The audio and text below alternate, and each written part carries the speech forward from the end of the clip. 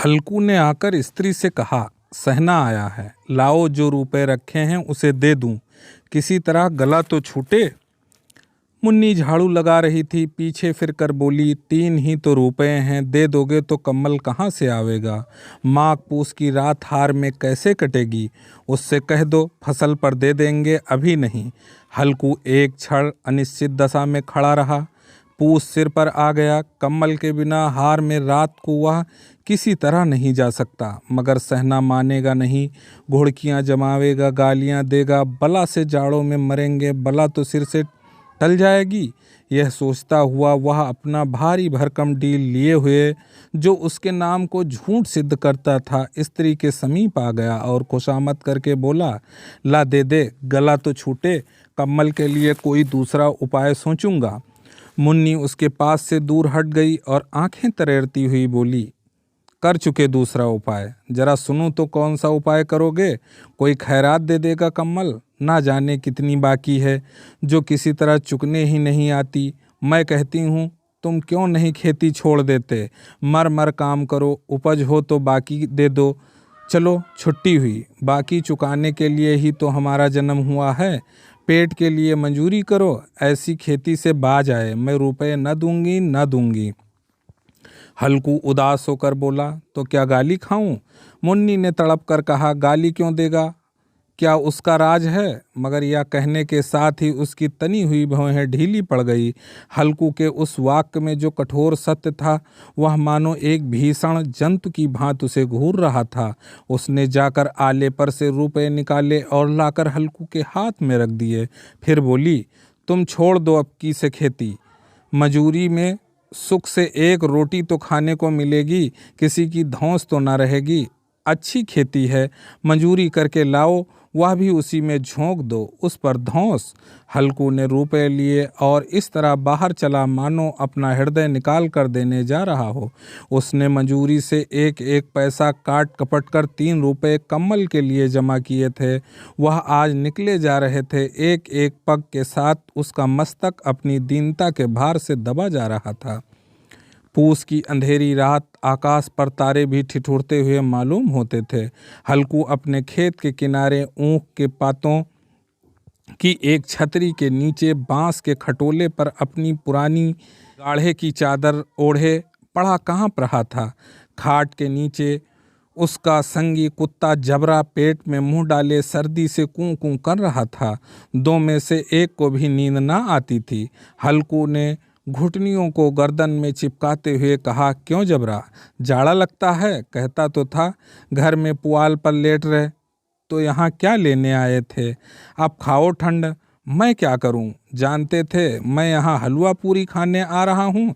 दौड़े दौड़े आगे आगे चले आए, अब रो नानी के नाम को। जबरा ने पड़े पड़े दुम हिलाई और अपनी कूं कूं को दीर्घ बनाता हुआ एक बार जम्हाई लेकर चुप हो गया। उसकी स्वान बुद्ध ने शायद ताड़ लिया, स्वामी को मेरी कूं कूं से नींद नहीं आ रही है। हल्कू ने हाथ निकालकर जबरा की ठंडी पीठ सहलाते हुए कहा, कल से मत आना मेरे साथ, नहीं तो ठंडे हो जाओगे। यह रांड पछुआ न जाने कहाँ से बर्फ लिए आ रही है। उठूं फिर एक चिलम भरूं, किसी तरह रात तो कटे। 8 चिलम तो पी चुका, यह खेती का मजा है। और एक एक भगवान ऐसे पड़े हैं जिनके पास जाड़ा जाए तो गर्मी से घबरा कर भागें। मोटे मोटे गद्दे, लिहाफ, कम्बल, मजाल है जाड़े का गुजर हो जाए। तकदीर की खूबी, मंजूरी हम करें, मजा दूसरे लूटें। हल्कू उठा, गड्ढे में से जरा सी आग निकाल कर चिलम भरी। जबरा भी उठ बैठा। हल्कू ने चिलम पीते हुए कहा, पिएगा चिलम, जाड़ा तो क्या जाता है, जरा मन बदल जाता है। जबरा ने उसके मुंह की ओर प्रेम की छलकती हुई आंखों से देखा। हल्कू, आज और जाड़ा खा ले, कल से मैं यहाँ पुआल बिछा दूंगा, उसी में घुसर कर बैठना, तब जाड़ा न लगेगा। जबरा ने अपने पंजे उसकी घुटनियों पर रख दिए और उसके मुंह के पास अपना मुंह ले गया। हल्कू को उसकी गर्म सांस लगी। चिलम पीकर हल्कू फिर लेटा और निश्चय करके लेटा कि चाहे कुछ हो, अब की सो जाऊंगा। पर एक ही क्षण में उसके हृदय में कंपन होने लगा। अभी इस करवट लेटता कभी इस करवट लेटता, कभी उस करवट पर। जाड़ा किसी पिशाच की भांत उसकी छाती को दबाए हुए था। जब किसी तरह न रहा गया तो उसने जबरा को धीरे से उठाया और उसके सिर को थपथपाकर उसे अपनी गोद में सुला लिया। कुत्ते की देह से जाने कैसी दुर्गंध आ रही थी, पर वह उसे अपनी गोद में चिपटाए हुए ऐसे सुख का अनुभव कर रहा था जो इधर महीनों से उसे न मिला था। जबरा शायद यह समझ रहा था कि यह स्वर्ग यही है, और हल्कू की पवित्र आत्मा में तो उस कुत्ते के प्रति घृणा की गंध तक न थी। अपने किसी अभिन्न मित्र या भाई को भी वह इतनी तत्परता से गले लगाता, वह अपनी दीनता से आहत न था जिसने आज उसे इस दशा में पहुंचा दिया। नहीं, इस अनोखी मैत्री ने उसे उसकी आत्मा के सब द्वार खोल दिए थे और उसका एक एक अणु प्रकाश से चमक रहा था। सहसा जबरा ने किसी जानवर की आहट पाई। इस विशेष आत्मीयता ने उसे एक नई स्फूर्ति पैदा कर दी थी। जो हवा के ठंडे झोंकों को तुच्छ समझती थी, वह झपट कर उठा और छपरी से बाहर आकर भौंकने लगा। हल्कू ने उसे कई बार चुमकार कर बुलाया, पर वह उसके पास न आया। हार में चारों तरफ दौड़ दौड़ कर भौंकता रहा। एक क्षण के लिए आ भी जाता तो तुरंत ही फिर दौड़ता। कर्तव्य उसके हृदय में अरमान की भांति उछल रहा था। 1 घंटा गुजर गया। रात ने शीत को हवा से धतकाना शुरू किया। हल्कू उठ बैठा और दोनों घुटनों को छाती से मिलाकर सिर को उसमें छिपा लिया। फिर भी ठंड कम न हुई, ऐसा जान पड़ता था। सारा रक्त जम गया है, धमनियों में रक्त की जगह हिम बह रहा है। उसने झुककर आकाश की ओर देखा। अभी कितनी रात बाकी है। सप्तऋष अभी आकाश में आधे भी नहीं चढ़े। ऊपर आ जाएंगे तब कहीं सवेरा होगा। अभी पहर से ऊपर रात है। हल्कू के खेत से कोई एक गोली के टप्पे पर आमों का एक बाग था। पतझड़ शुरू हो गई थी। बाग में पत्तियों का ढेर लगा हुआ था। हल्कू ने सोचा चलकर पत्तियां बटोरूं और उन्हें जलाकर खूब तापूं। रात को कोई मुझे पत्तियां बटोरते देखे तो समझे कोई भूत है। कौन जाने कोई जानवर ही छिपा बैठा हो। मगर अब तो बैठे नहीं रहा जाता। उसने पास के अरहर के खेत में जाकर कई पौधे उखाड़ लिए और उनका एक झाड़ू बनाकर हाथ में सुलगता हुआ उपला लिए बगीचे की तरफ चला। जबरा ने उसे आते देखा तो पास आ गया और दुम हिलाने लगा। हल्कू ने कहा, अब तो नहीं रहा जाता जबरू, चलो बगीचे में पत्तियां बटोर कर तापे टाँठे हो जाओगे तो फिर आकर सोएंगे। अभी तो बहुत रात है। जबरा ने कूं कूं करके सहमत प्रकट की और आगे आगे बगीचे की ओर चला। बगीचे में खूब अंधेरा छाया हुआ था और अंधकार में निर्दय पवन पत्तियों को कुचलता हुआ चला जाता था। वृक्षों से ओस की बूंदें टप टप नीचे टपक रही थीं।